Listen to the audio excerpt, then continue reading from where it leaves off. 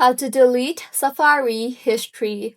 Hello everyone, I am Bishaka and welcome to our channel. Now let's get right into the tutorial.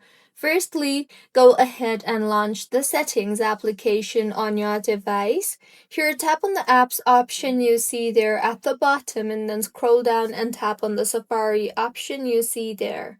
Further, scroll down again and you will see the option for clear history and website data. Tap on that and then go ahead and select the all history option you see there under clear time frame.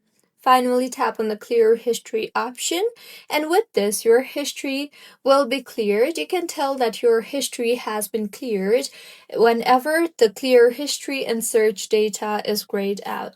So, this is how you can delete Safari history. If you find this tutorial helpful, please like the video and do comment if you have any queries.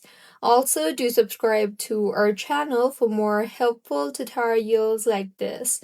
See you on the next one.